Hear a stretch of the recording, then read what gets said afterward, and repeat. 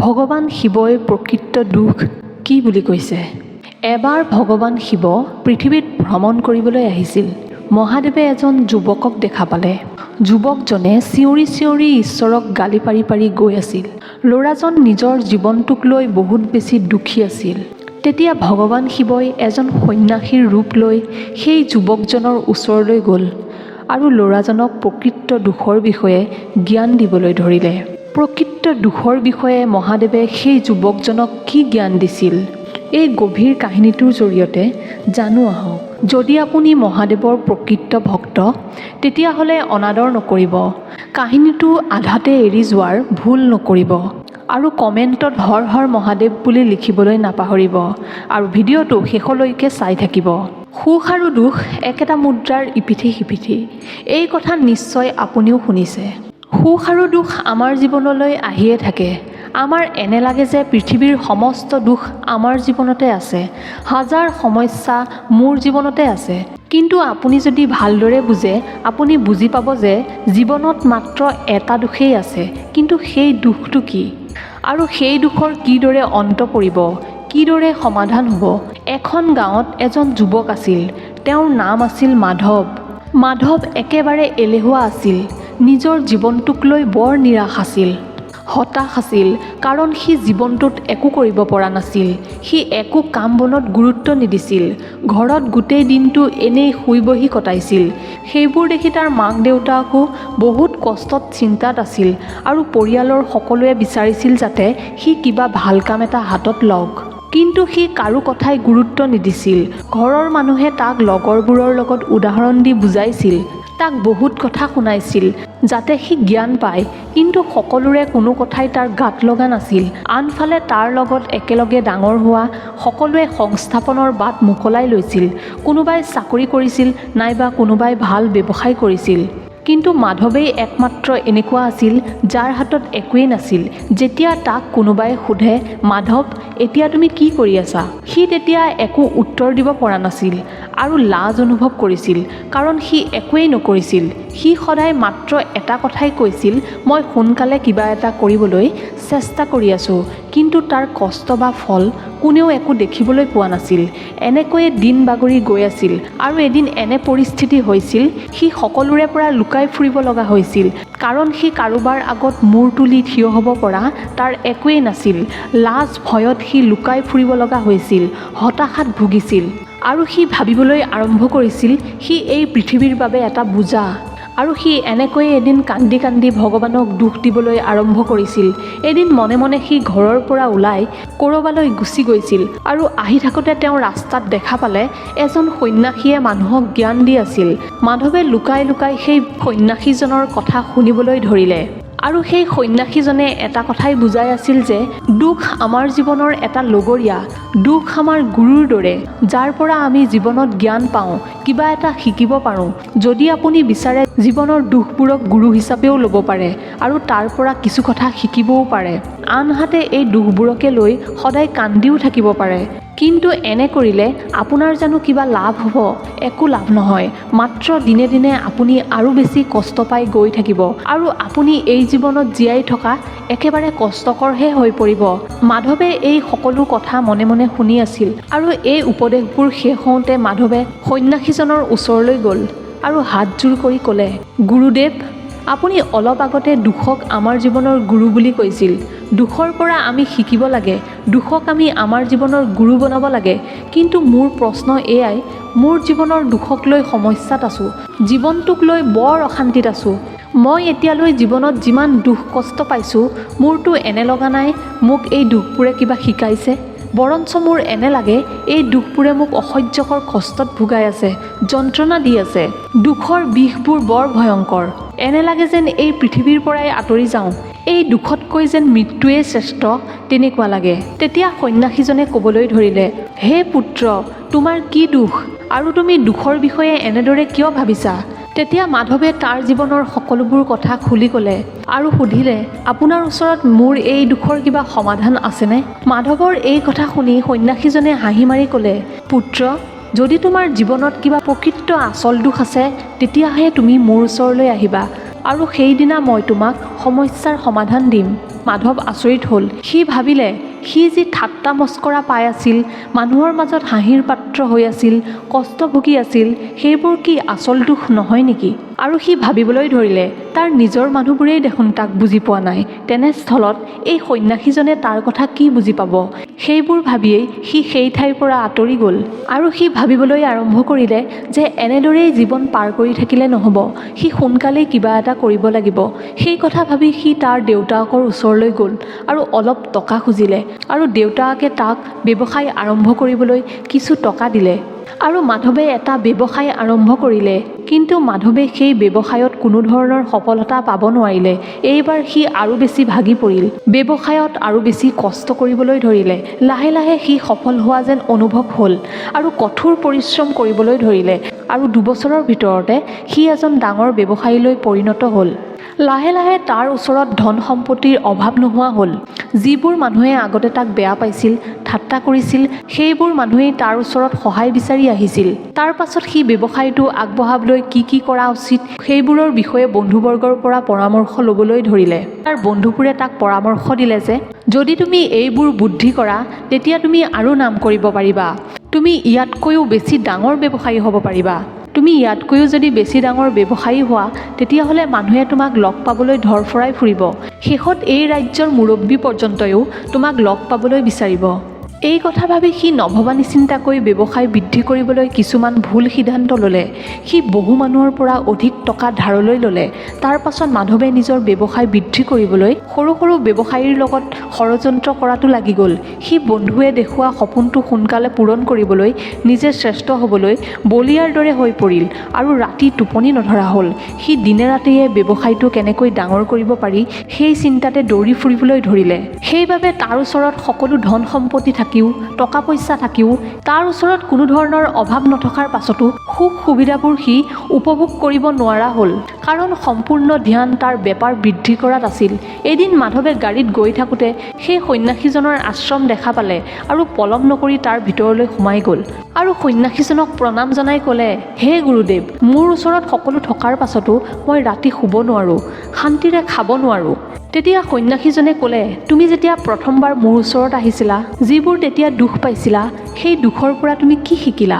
তেতিয়া মাধৱে উত্তৰ দিলে, যেতিয়া মই জীৱনত একো কৰিব পৰা নাছিলোঁ তেতিয়া এইটোৱেই শিকিছিলোঁ, কিবা পাবলৈ কিবা এটা অৱশ্যেই কৰিব লাগিব, কেৱল ভাবি থাকিলেই নহ'ব, আৰু কিবা এটা কাম আৰম্ভ কৰিলেই সফল হ'ব নোৱাৰি। সেই কামক নিৰ্দিষ্ট এটা স্থানলৈ লৈ যাব পাৰিলেহে সফল হ'ব পাৰি। কেতিয়াও সাহস, বিশ্বাস আৰু আশা হেৰুৱাব নালাগে। মই তেতিয়া সেই দুখৰ পৰাই এইবোৰেই শিকিছিলোঁ। তেতিয়া সন্ন্যাসীজনে ক'লে, মই বুজিলোঁ, কিন্তু তোমাক মই আগতেও কৈছোঁ, জীৱনৰ প্ৰকৃত দুখত পৰিলেহে তুমি মোৰ ওচৰলৈ আহিবা। মাধৱে এই উত্তৰত আচৰিত হ'ল, আৰু সি ভাবিলে, মই যিবোৰ সমস্যাৰ সন্মুখীন হৈ আছোঁ এইবোৰ কি দুখ নহয়? তাৰ পাছত সি ভাবিবলৈ ধৰিলে, প্ৰকৃত দুখ কি? আচলতে প্ৰকৃত দুখ কেনেকুৱা? পাছত সন্ন্যাসীজনে মাধৱৰ হাতত এটা ডাঙৰ বাকচ তুলি দিলে। বাকচটো সোণৰ মুদ্ৰাৰে ভৰি আছিল। বাকচটো মাধৱক দি ক'লে, এই বাকচটো তুমি সেই গছজোপাৰ তলত পুতি থোৱা। সন্ন্যাসীজনৰ কথামতে মাধৱে সেই বাকচটো পুতি থ'লে। লাহে লাহে সময় বাগৰিল। তাৰ মনৰ স্থিৰতা নোহোৱাৰ কাৰণত ব্যৱসায়টো বেয়া হ'বলৈ ধৰিছিল। এটা সময়ত এনে হ'ল, তাৰ ব্যৱসায় সম্পূৰ্ণৰূপে ধ্বংস হৈ পৰিল। সি আকৌ আগৰ অৱস্থালৈ ঘূৰি আহিল। ইফালে তাৰ মূৰত হাজাৰ ধাৰৰ বোজা, কিন্তু সি এটা কথা নিশ্চিত আছিল যে সি লোৱা বেছিভাগ ধাৰেই তাৰ বন্ধুৰ পৰা লৈছিল। গতিকে সেই ধাৰবোৰ পৰিশোধ কৰিবলৈ সি কিছু সময় পাব, আৰু তাৰ বিশ্বাস আছিল এই বিপদৰ সময়ত তাৰ বন্ধুকেইজনেই লগ দিব। কিন্তু তাৰ বন্ধুবোৰে ধাৰ ঘূৰাই বিচাৰি ভালে বেয়াই ক'বলৈ ধৰিলে। তেতিয়া মাধৱে অনুভৱ কৰিলে যে এই পৃথিৱীত কোনো আপোন নহয়। বন্ধুকেইজনে সময় দিয়াৰ সলনি মাধৱক দমহে দিলে, সোনকালে যদি ধাৰ পৰিশোধ নকৰ তোৰ বিপদ নিশ্চিত, লগতে মৃত্যুৰ ভাবুকিও দিলে। মাধৱ আচৰিত হৈ উপায়বিহীন হৈ পৰিল। লাহে লাহে তাৰ সম্পত্তিবোৰো নিলাম হ'বলৈ ধৰিলে। এতিয়া আৰু তাৰ ওচৰত একোৱেই বাচি নাথাকিল, সম্পূৰ্ণৰূপে ধ্বংস হৈ পৰিছিল। এতিয়া মাধৱ পথৰ ভিক্ষাৰীৰ দৰেই হৈ পৰিল আৰু উপায়বিহীন হৈ পৰিল, আৰু সি ভাবিবলৈ ধৰিলে, মৃত্যুৰ বাহিৰে এই সমস্যাৰ পৰা সি হাত সাৰিব নোৱাৰিব। এই বুলি ভাবি সি এটা ওখ পাহাৰৰ ফালে গৈ আছিল। তেতিয়া তাৰ হঠাৎ সন্ন্যাসীজনলৈ মনত পৰিল, আৰু এই শেষ উপায় কৰাৰ আগত সেই সন্ন্যাসীজনক আকৌ লগ পাবলৈ বিচাৰিলে। আৰু সি সন্ন্যাসীজনৰ ওচৰ পালেগৈ আৰু সুধিলে, গুৰুদেৱ, মই যিবোৰ কষ্ট ভুগি আছোঁ সেইবোৰ কি আচল দুখ নহয়?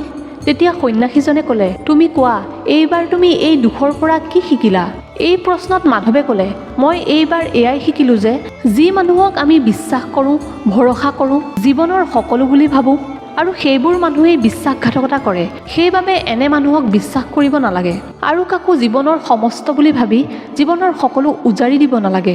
কিন্তু যিসকলে বিপদৰ সময়ত সহায় কৰে সেই মানুহবোৰেই আপোন। তেনে মানুহক সদায় আদৰ শ্ৰদ্ধা কৰিব লাগে। আমি যেতিয়াই কিবা এটা কাম কৰি থাকোঁ তেতিয়া নিষ্ঠা ধৈৰ্যৰে কৰিব লাগে।